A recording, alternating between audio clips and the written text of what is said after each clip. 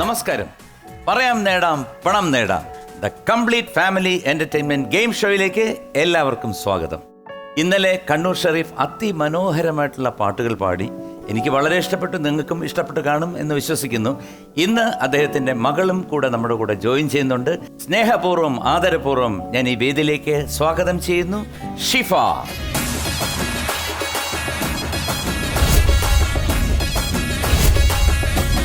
നമസ്കാരം ഷിഫ. നമസ്കാരം. ഞാൻ പറയായിരുന്നു, കാരണം ഇന്നലെ അദ്ദേഹം കുറേ പാട്ടുകളൊക്കെ പാടി. അപ്പോൾ ഞാൻ പറഞ്ഞു മോളെ കൂടെ കൊണ്ടുവരണം, വൈഫിനെ കൊണ്ടുവരണം എന്ന് പറഞ്ഞു. അപ്പോൾ പറഞ്ഞു മോളെ കൊണ്ടുവരാന്ന് പറഞ്ഞു. അപ്പം മോളും പാടുവോ? പാട്ട് കേൾക്കും നന്നായിട്ട്. മോനാ പാടുക. അപ്പൊ മോന് ശബ്ദം മാറിയതിന്റെ ഒരു മടി കൊണ്ട് വരുന്നില്ല. അപ്പോൾ ഷിഫ ഏത് ക്ലാസ്സിലാണ്? ഞാൻ +2 പഠിക്കുവോ? പഠിക്കും തന്നെ ഫുൾ ടൈം. ഓക്കെ, എന്തായാലും ഇന്ന് ഷിഫയുടെ വിശേഷങ്ങളാണ് നമുക്ക് അറിയുന്നത്. ഓക്കെ, തുടങ്ങിയാലോ?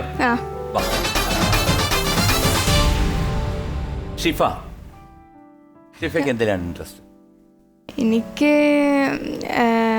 എനിക്കിങ്ങനെ ഇൻവെസ്റ്റിഗേഷൻ അത് ഭയങ്കര ഇഷ്ടമാണ്. അത് ശരി. അപ്പോൾ എന്താണ് അതിന് വേണ്ടിയിട്ട് what you do for that? ഇപ്പോൾ ഞാനിങ്ങനെ കുറച്ച് റിസർച്ച് എല്ലാം ചെയ്യും, അതിൻ്റെ ആവശ്യമുള്ള സംഭവമെല്ലാം. അതായത് ഒരു ക്രൈം നടന്നു കഴിഞ്ഞാൽ അതെങ്ങനെയാണ് അതിന്റെ കാര്യങ്ങൾ മുന്നോട്ട് പോകുന്നത് യൂട്യൂബിൽ സെർച്ച് ചെയ്യല പണി. അത് ശരി. അപ്പം നമ്മൾ അടുത്ത സെഗ്മെന്റിലോട്ട് കയറുന്നു. ഓക്കെ, സവാരി ഗിരിഗിരി. ഷിഫ, ഇന്നത്തെ ചോദ്യങ്ങൾ മുഴുവൻ ഉള്ളടക്കം എന്ന ചിത്രത്തിൽ നിന്നാണ്. ഓക്കെ, സോ ആദ്യത്തെ ചോദ്യം. ഈ സിനിമയിൽ അശോകൻ കാത്തിരിക്കുന്ന പെൺകുട്ടിയുടെ പേരെന്താണ്? A Reshma, B Shalini, C Geetha. Shalini. Yes, Shalini. ഉറപ്പാണോ? എന്റെ ശാലിനി ഇതല്ലാന്ന് പറയുന്നുണ്ട്. എനിക്ക് തോന്നുന്നു അങ്ങനെയാണ്. കറക്റ്റ്. തോന്നുന്നു. ഓക്കെ, ബി ശാലിനി ഞാൻ ഷിഫയ്ക്ക് വേണ്ടി എടുത്ത് വെച്ചിട്ടുണ്ട്. തെറ്റി കഴിഞ്ഞാൽ അടി കൊടുക്കണം കേട്ടോ. അടി കൊടുക്കാറുണ്ടോ? ഇല്ലില്ല, ഇതുവരെ അടിച്ചിട്ടില്ല. അങ്ങനെ ഒരു അവസരം ഉണ്ടാക്കിയിട്ടില്ല. ഇത് ശരിക്കും പറഞ്ഞാൽ നമ്മുടെ ഫ്രണ്ട്സ് ആണ്. ഒരിക്കലും വെരി ഗുഡ്. എല്ലാ കാര്യങ്ങളും ചർച്ച ചെയ്യും, എല്ലാ വിഷയങ്ങളും സ്പോട്ടിൽ തന്നെ സോൾവ് ചെയ്യും. ബെസ്റ്റ് ഫ്രണ്ട്സ് ആണ് നമ്മൾ. ഒരിക്കലും ഞാനൊരു ഗാർഡിയനായിട്ട് മസിൽ പിടിക്കുന്ന ആളല്ല. അപ്പൊ അങ്ങനെയാണെങ്കിൽ ഫ്രണ്ടിന് വേണ്ടി ഒരു പാട്ട് പാടിക്കും. തീർച്ചയായും നമുക്ക് ഉള്ളടക്കത്തിലെ പാട്ടിനെ രണ്ടുപേരും പാടിയാലോ? ശരി.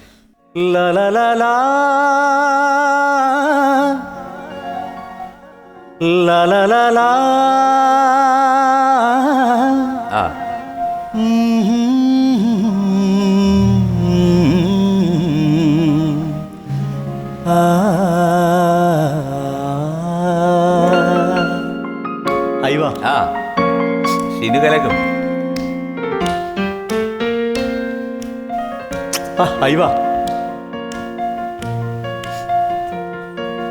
അന്തിവയിൽ പൊന്നുതിരും ഏതൻ സ്വപ്നവുമായി വെള്ളിമുകിൽ പൂവണിയും അഞ്ജനത്താഴ്വരയിൽ കണിമഞ്ഞു മൂടുമീ നവരംഗ സന്ധ്യയിൽ അരികേവ മധുചന്ദ്രബിംബമേ. അന്തിവയിൽ പൊന്നുതിരും ഏതൻ സ്വപ്നവുമായി വെള്ളിമുകിൽ പൂവണിയും അഞ്ജനത്താഴ്വരയിൽ. കുറെ വർഷം മുമ്പ് പാടിയതാണ്. കാറ്റിൻ ചെപ്പുകിലുങ്ങി ദലമർമരങ്ങളിൽ രാപ്പാടിയുണരും സ്വരരാജേ.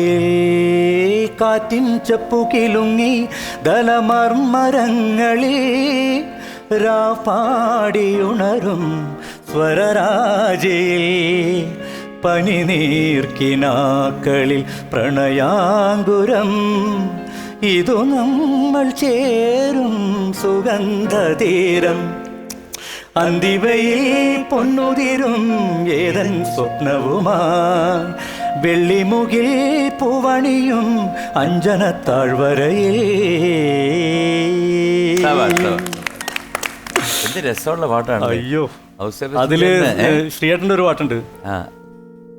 മായാത്ത മാരിവില്ലിതാ ആയിരം വസന്തമെങ്ങേതാ. അടിപൊളി ജാമിങ് ഉള്ള പാട്ട്. So B Shalini. ശാലിനി അല്ലേ? ആയിരിക്കാം. ആണ് ഉത്തരം ശരിയാണ്. ആണോ? ഓ പിന്നെന്താ? ഉത്തരം തെറ്റിപ്പോയി. അയ്യോ. രേഷ്മ, ശാലിനി, ഗീത. രേഷ്മയല്ലേ? അതാണ് ഞാൻ പറഞ്ഞത്, ഈ താളവട്ടവും ഇതുമായിട്ട് മാറിപ്പോകുമോ? രേഷ്മയാണ്. അല്ലല്ല ശാലിനി അല്ലേ?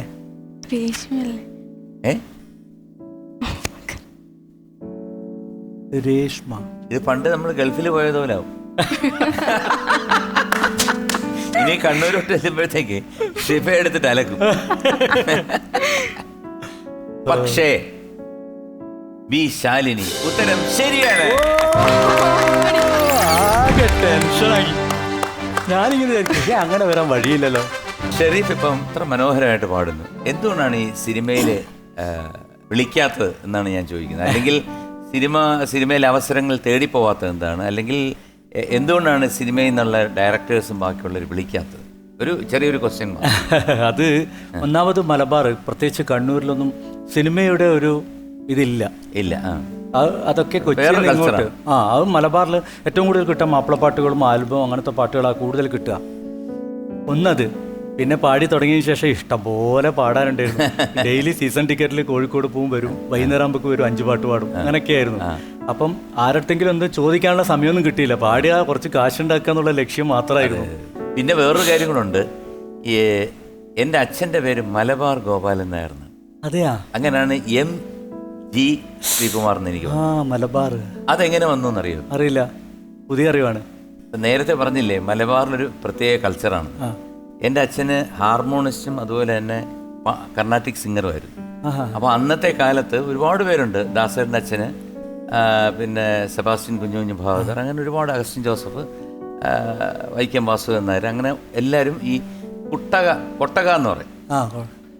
കൊട്ടക എന്ന് പറഞ്ഞ സിനിമ കൊട്ടക എന്നെല്ലാം പണ്ട് പറയുന്നത്. കൊട്ടക എന്ന് പറഞ്ഞ് പെട്രോൾ മാക്സിന്റെ വെളിച്ചത്തിൽ മൈക്കൊന്നും ഇല്ല, ഇല്ലാതെ തന്നെ ഈ പാട്ടുകാരൻ തന്നെ അഭിനയിച്ചിട്ടാണ് പാടുന്നത്.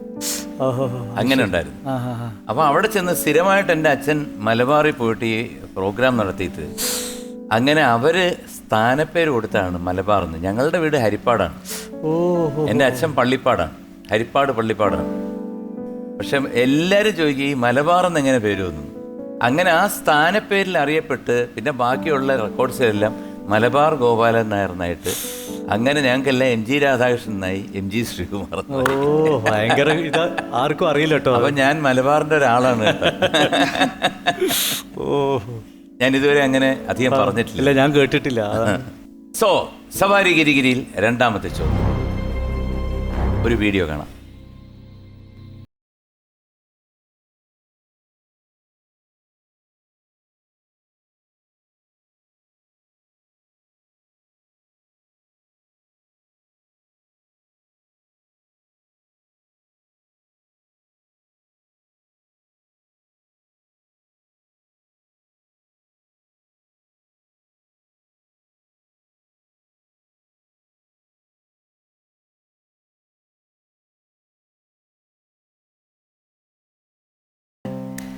ചോദ്യം: ഈ ഗാനത്തിൻ്റെ ഇടയിൽ ഒരു കായിക ഇനം കാണിക്കുന്നുണ്ടോ? ഉണ്ടെങ്കിൽ ഏത് ഇനമാണ് കാണിക്കുന്നത്? അതിന്റെ പേരെന്താ? A അങ്ങനെ ഒരു ഇനം കാണിക്കുന്നില്ല, B table tennis, C football. Table tennis. ഉറപ്പാണോ? ഇൻവെസ്റ്റിഗേറ്റ് ചെയ്തോ? ഒബ്സർവ് ചെയ്തു. B ടേബിൾ ടെന്നീസ് ഞാൻ എടുത്ത് കൂട്ടുന്നു, അവിടെ ഇരിക്കട്ടെ. അപ്പോൾ ഷിഫ, എന്താണ് ഈ BTS ആർമി? BTSന്റെ ഫാൻ ബേസിനെയാണ് ആർമി എന്ന് വിളിക്കല്. അപ്പൊ നമ്മളെല്ലാം ആർമീസ് ആണ്. എൻ്റെ ബ്രദർ ആർമിയാണ്. കുറെ ആർമീസ് ഉണ്ടാവും വേൾഡ് വൈഡ്. അപ്പം ഭയങ്കര ഫാനാണ് BTSന്റെ. ഇപ്പം വേൾഡ് വൈഡ് ഭയങ്കര സ്റ്റാറായി നിൽക്കുന്ന ബാൻഡാണ് BTS. ഗ്രാമി കിട്ടിയോ? ഗ്രാമി കിട്ടിയില്ല, നോമിനേഷൻ ഉണ്ടായിരുന്നു. നോമിനേഷൻ കിട്ടി 2 പ്രാവശ്യം. BTSനോട് ക്രൈസ് കയറിയിട്ട് കൊറിയ ഭാഷ പഠിക്കലൊക്കെയാണ്. കൊറിയ ഭാഷ പഠിക്കല് നമ്മളൊക്കെ ഇപ്പം അതെയാ ഞെട്ടില്ല, അങ്ങനെയല്ലേ ഞെട്ടുക. ഇവർ ചിഞ്ച ഇങ്ങനെയൊക്കെയാ ഞെട്ടല്. അങ്ങനെ ആ ഭാഷയിലൊന്ന് എന്തെങ്കിലും ഒന്ന് പറയാമോ? 아, എനിക്ക് അച്ഛനെയാണ് ഏറ്റവും കൂടുതൽ ഇഷ്ടം. 나는 아버지가 너무 좋아. മിക്കവാറും കൊറിയയില് കെട്ടിച്ചു വിടേണ്ടി വരുമോ? ഉള്ളു വികാരങ്ങളൊക്കെ ചിഞ്ച. പിന്നെ വേറൊരു ബാക്കില്ല സ്ഥിരമായിട്ട് പറയുന്നത്, ഞാൻ ഇത് കേട്ട് ശീലിച്ചേ. മോയാ എന്നിട്ടൊരു സാധനമുണ്ട്, അത് പറഞ്ഞ 뭐야? അതിന്റെ അർത്ഥം എന്താ? എന്താണ്? എന്താണല്ലോ മോയാ. എന്താണ് മോയാ? അതിനൊരു ഈണവും കൂടിയുണ്ട്, ഒരു മോയാ.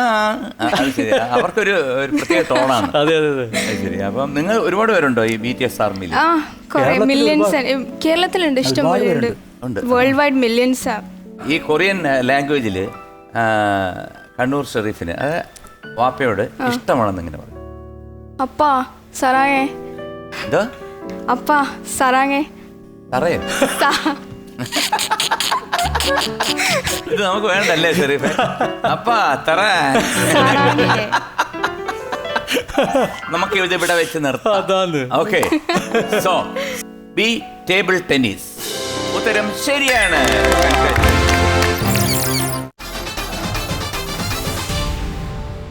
അടുത്തത് മൂന്നാമത്തെ ചോദ്യം. സിനിമയിൽ രേഷ്മ എന്ന കഥാപാത്രം എത്ര വർഷത്തിന് ശേഷമാണ് വീണ്ടും മോഹൻലാലിനെ കാണാനെത്തുന്നത്? A 5 വർഷം, B 6 വർഷം, C 7 വർഷം.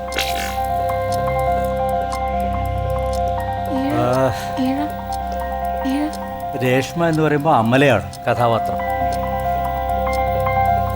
അത് ചിന്തിക്കാത്തൊരു ചോദ്യമാണല്ലേ. 6 വർഷം ആണെന്ന് എൻ്റെ ഒരു 6 വർഷം. ഷെരീഫ ഒന്ന് മാറ്റി പിടിച്ചോ. കൊളുത്തിയ ചോദ്യം. 5 വർഷം. എങ്കിൽ ഞാനൊരു കാര്യം ചെയ്യാം.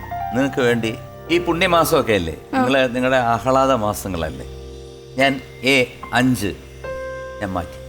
ഓ, ഓക്കെ. 6 അല്ലെങ്കിൽ 7. അപ്പം 6 വർഷമായിരിക്കും. 6 ഉറപ്പാ? ഉറപ്പൊന്നും അറിയില്ല. ഏതായാലും വെടിവെക്കാം, കൊള്ളുന്നേയും കൊള്ളട്ടെ. ഓക്കെ. ഷെരീഫ പറയൂ. ശിവ പറഞ്ഞു 6 years. 6 years പറഞ്ഞു. ആ, 6 years തന്നെ പറയാം. അതിനോട് ചേർന്നിരിക്കുന്നു. ഉറപ്പാണല്ലോ? ഉറപ്പാ. ശരി. B 6 വർഷം ഞാൻ എടുത്ത് പൂട്ടുന്നു. ഓക്കെ. ഈ മിലിറ്ററി വേഷത്തില് ഗാനമേളയ്ക്ക് പങ്കെടുത്ത ഒരു അനുഭവം ഉണ്ടല്ലോ, അറിയോ എന്താണ്? ഇപ്പക്കാരുടെ അവൾ ജനിച്ചിട്ടില്ലല്ലോ. അത് ഞാൻ കണ്ണൂർ സിറ്റിയിലാണ് ജനിച്ചു വളർന്നത്. അതിനടുത്ത് തന്നെയാണ് മിലിറ്ററിയുടെ വലിയ ക്യാമ്പ്. കണ്ണൂരിലെ ഏറ്റവും വലിയ ക്യാമ്പാണ്. എനിക്ക് തോന്നുന്നു ദക്ഷിണേന്ത്യയിൽ തന്നെ ഏറ്റവും വലിയ ക്യാമ്പാണെന്ന് തോന്നുന്നു. അപ്പോൾ അവിടെ പല പട്ടാളക്കാരുമായിട്ട് എനിക്ക് നല്ല അടുപ്പമുണ്ടായിരുന്നു. വൈകുന്നേരങ്ങളിൽ ആ ഭാഗത്താണ് നമ്മുടെ കമ്പനി കൂടലൊക്കെ. അങ്ങനെ അവരൊക്കെ പറഞ്ഞാൽ തെറ്റിദ്ധരിക്കും കേട്ടോ.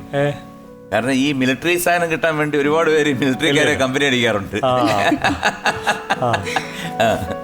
അങ്ങനെ അവിടെ ഞാൻ കമ്പനി കൂടുന്ന സമയത്ത് അവിടെ ഓർക്കസ്ട്രയ്ക്ക് പ്ലേ ചെയ്യുന്ന ആൾക്കാരുണ്ട് മിലിറ്ററിയിൽ. അവർക്ക് ഞാൻ പാടുന്ന അറിയണമെന്നുള്ളത് അവരെന്നെ കൊണ്ട് കുറേ പാട്ടൊക്കെ പഠിക്കും. പിന്നെ അവിടുത്തെ ഓരോ ഫംഗ്ഷന് എന്നെ വിളിക്കും. ഈ പിന്നെ ബഡാഖാന എന്നെല്ലാം പറഞ്ഞിട്ടുണ്ട്. അവരുടെ ഉള്ളിലുള്ള പരിപാടികളാണ്. അതിൻ്റെ ഉള്ളിൽ കയറാൻ പോലും പറ്റൂല പുറത്തുള്ള ഒരാൾക്ക്. ഭയങ്കര സംഭവം അതിൻ്റെ ഉള്ളിൽ. അപ്പോൾ എന്നെ കൊണ്ടുപോകും. കുറേ പെർമിഷനൊക്കെ എടുത്തിട്ട് ഇവർ കൊണ്ടുപോയി അവിടുന്ന് പാടുന്ന സമയത്ത് അവരെ യൂണിഫോമൊക്കെ ഇടണം. ഓ, മിലിറ്ററി യൂണിഫോം അടിപൊളിയാണത്. കാരണം ഭയങ്കര ഗെറ്റപ്പാണ്. അപ്പോൾ ഈ കേണൽ വന്ന് ചോദിക്കും, എൻ്റെ ബാക്കിലെ മുടി കണ്ടിട്ട് കേണൽ പറയും, അയാൾ നമ്മളാളല്ലേ, അത് ഇവിടെയുള്ള പയ്യനാണ് എന്ന് പറഞ്ഞിട്ട്.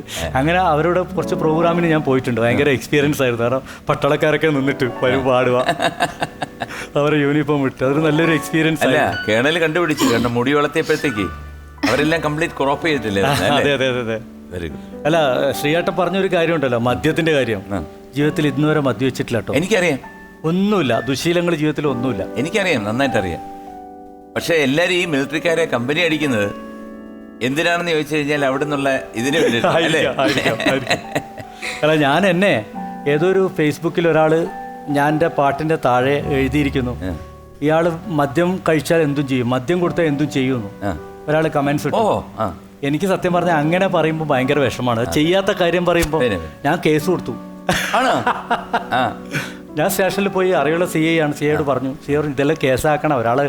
ഞാൻ പറഞ്ഞു ഇനി എൻ്റെ മനസ്സിന് സമ്മതിക്കുന്നില്ല, ഞാൻ കള്ളുപിടിച്ച് എന്തെങ്കിലും ചെയ്തറിയാം, ഞാൻ ഇതിൻ്റെ ടേസ്റ്റ് അറിയില്ല, ഇതുവരെ ഒന്നും അറിയാത്ത ഒരു സ്മോക്ക് പോലും ചെയ്യാത്ത എന്നെ അങ്ങനെ പറയുമ്പോൾ എനിക്ക് അയാൾക്ക് എന്നെ മനസ്സിലായി, നമുക്ക് അയാളെ വിളിക്കാം. വിളിച്ച് വാൺ ചെയ്ത് വിട്ടു. വരൂ വരൂ. സോ 6 വർഷമാണ് 6 വർഷമാണ് എടുത്തിട്ട് പൂട്ടിയത്. അതെ അതെ അതെ. അൺഫോർച്ചുനേറ്റ്ലി 6 വർഷം തെറ്റാണ്. അയ്യോ, ഒരു തെറ്റ് പറ്റി. സാറില്ല, ഞാൻ 5 വർഷം ഞാൻ എടുത്ത് കളഞ്ഞു. എന്നിട്ട് 2 പ്രാവശ്യം പറഞ്ഞു ഒന്ന് തിങ്ക് ചെയ്ത് നോക്ക്, 6 ആണോ 7 ആണോ. കുഴപ്പമില്ല, ഏത് പോലീസുകാരനും ഒരു തെറ്റ് പറ്റും. ഇത് പോലീസല്ല, ഇത് ഇന്റലിജൻസ്. 7 വർഷമാണ് ശരി ഉത്തരം. സാരമില്ല, നമ്മൾ അടുത്തതിൽ പിടിക്കും അല്ലേ? പിന്നെ നമുക്ക് തെറ്റുകൾ വന്നാലല്ലേ ശരി വരും. അതന്നെ അതന്നെ. അല്ല, എല്ലാം ശരി വന്നു കഴിഞ്ഞാൽ നമുക്കൊരു സുഖമില്ല. ഓക്കെ, സോ സവാരി ഗിരിഗിരിയിൽ 4ാമത്തെ ചോദ്യം. ഒരു വീഡിയോ കാണാം. വീഡിയോ കാണുമ്പോൾ ശ്രദ്ധിക്കണം കേട്ടോ.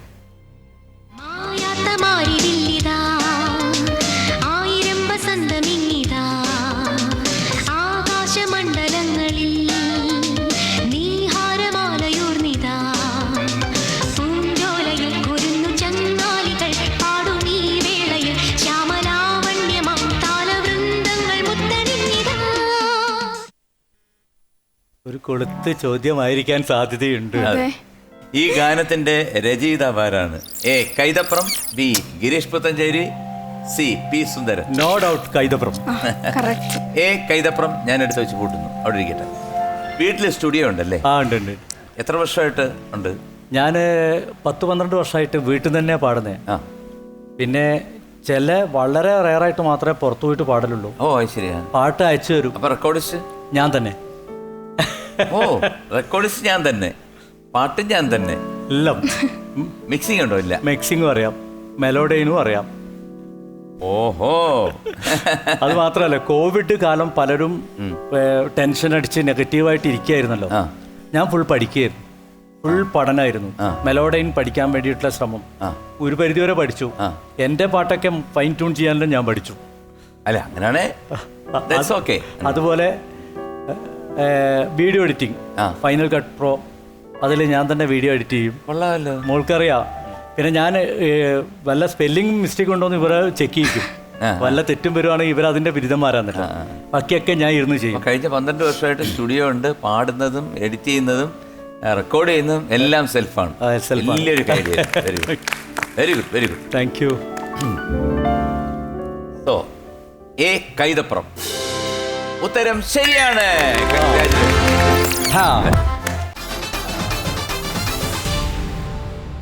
ലാസ്റ്റ് സെഗ്മെന്റിലോട്ട് നമ്മൾ കയറുകയാണ്. Rajamanikyam.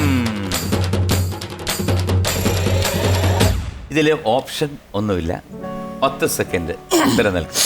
Okay, ready? Ready? Ready അല്ലേ? Shifa ready? We are going to start the investigation. Okay. Ulladakkam എന്ന സിനിമയുടെ കഥ എഴുതിയിരിക്കുന്നത് ആരാണ്? Your time starts now.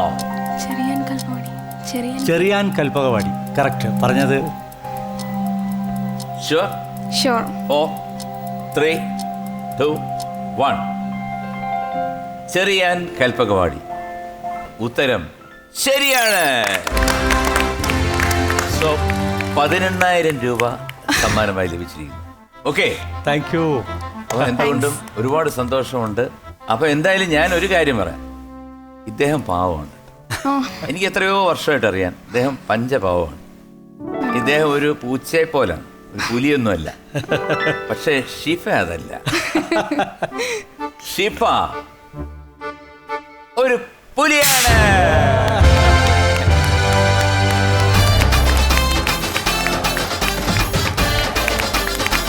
So എന്തായാലും ഒരു 2 വരി പാട്ടോടുകൂടി നമുക്ക് ഈ എപ്പിസോഡ് ഇവിടെ പ്രേക്ഷകർക്ക് മുമ്പിൽ സമർപ്പിക്കാം. മഞ്ചാടി പൂമാടത്തെ സഞ്ചാരിക്കാറ്റേ, സഞ്ചാരിക്കാറ്റേ, സഞ്ചാരിക്കാറ്റേ, വട്ടിയും കൊട്ടയും ചട്ടിയും കുട്ടിയും കെട്ടും കെട്ടിപ്പോവാലോ ചങ്ങാതിക്കാറ്റേ, ചങ്ങാതിക്കാറ്റേ, ചങ്ങാതിക്കാറ്റേ. എങ്ങാണ്ടൊക്കെ പോയാലും എന്താണ്ടൊക്കെ കണ്ടാലും നല്ലോണം പോൽ വന്നാലോ സന്തോഷമല്ലേ. ഇള്ളക്കുഞ്ഞായി നാമെല്ലാം മണ്ണിൽ വന്നേ വീണിട്ട് മണ്ണിൽ തന്നെ തീരുന്നോളം ദേ കെട്ടും പൊട്ടിപ്പട്ടങ്ങൾ പോലെ അറ്റം കിട്ടാനെട്ടോട്ടമല്ലേ. ദേ കെട്ടും പൊട്ടിപ്പട്ടങ്ങൾ പോലെ അറ്റം കിട്ടാനെട്ടോട്ടമല്ലേ. Good night, sweet dreams.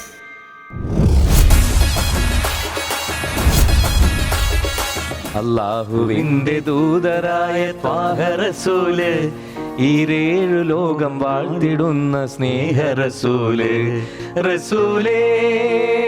അന്ന് ഞാൻ പാടുമ്പോഴത്തേക്ക് എനിക്ക് കൊണ്ടുവരുന്ന പാട്ട് ഭയങ്കര കട്ടിപ്പാട്ടുകളാണ്. അതായത് ഈ അറബിക്ക് ഇതും കൂടെ ചേർന്നിട്ടുള്ള വാക്കുകളാണ്. പാടാൻ വേണ്ടി ഇരിക്കുന്ന അന്ന് രാവിലെ എല്ലാവരും സിംഗേഴ്സൊക്കെ ഉച്ചയാകുമ്പോഴത്തേക്ക് എത്തിയപ്പോൾ പെട്ടെന്ന് പോലീസ് സ്റ്റേഷനിൽ നിന്ന് വിളിച്ചിട്ട് പറഞ്ഞ് SP യുടെ ഓർഡർ ഉണ്ട്, പിന്നെ പരിപാടി നടത്താൻ പറ്റൂല. അപ്പോൾ ഞാൻ അതിനെതിരെ സംസാരിച്ചു, ശക്തമായിട്ട് സംസാരിച്ചു. അത് കഴിഞ്ഞിട്ട് നമുക്ക് ഈ പറഞ്ഞ പോലെ പിന്നെ അതിൻ്റെ തൊട്ടടുത്ത ആഴ്ച നടക്കേണ്ടിയിരുന്ന പരിപാടി ഈ പറഞ്ഞ പാർട്ടിക്കാരുമായിട്ട് ബന്ധമുള്ള ആളുകളതായതുകൊണ്ട് അതും കല്യാണ വീട്ടിലെ പരിപാടി എന്നെ വേണ്ടാന്ന് വെച്ചു.